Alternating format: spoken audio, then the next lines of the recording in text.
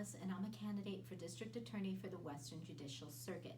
In today's video, I want to talk about three main statistics that I believe sort of sum up the challenges that we have, especially in Athens, Oconee, in terms of our criminal legal system. The first stat is the idea that we have only had 2 DAs in the last 48 years. So we've had our current DA, Ken Malden, there for 20 years, and the DA before him for 28. Now, I don't know what you were doing in 1972, but I know I have a lot of constituents right now who weren't even born. It was a time of, Vietnam, Watergate. There's a lot that has changed since then, and especially the options that we have in terms of the criminal legal system and the way that we view prosecution. So I think it's really important to keep that in mind, and you might say after 48 years, it's time for a real change. The second stat I want to share with you is 95%. 95% of all people who are incarcerated will actually be released back into their communities. That's a very high number. And lots of people will say, well, people are serving all of these long times, or they may repeat going back into jail. But what it says is that these people are coming back to a community. And so how are we preparing them, and how are we preparing the community? And this is a really important question, because when we talk about community safety, we have to think about these people coming back. Are we bringing back better people, or are we bringing back better criminals? And a lot of that begins right at the start of their interaction with the criminal justice system and with decisions made in the DA's office. And so that's why that one is so important.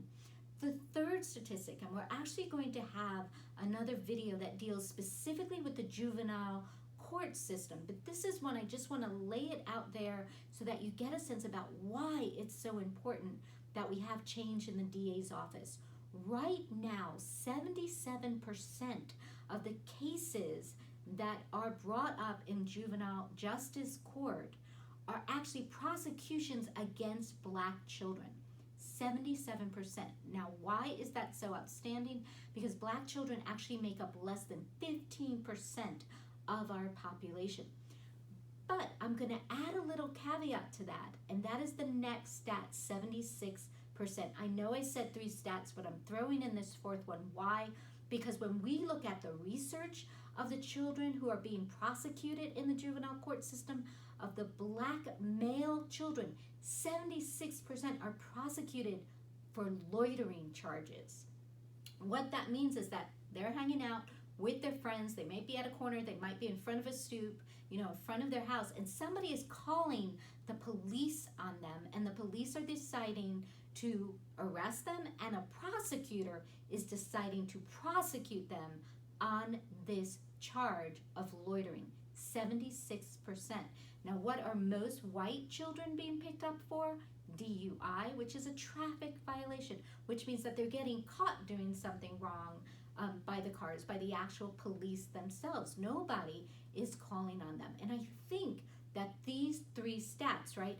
2 DAs in 48 years, 95% of people who were incarcerated returning to their communities, and a juvenile court system that overproportionately puts Black children into their defense system, their juvenile system, but also for the type of charge like a loitering.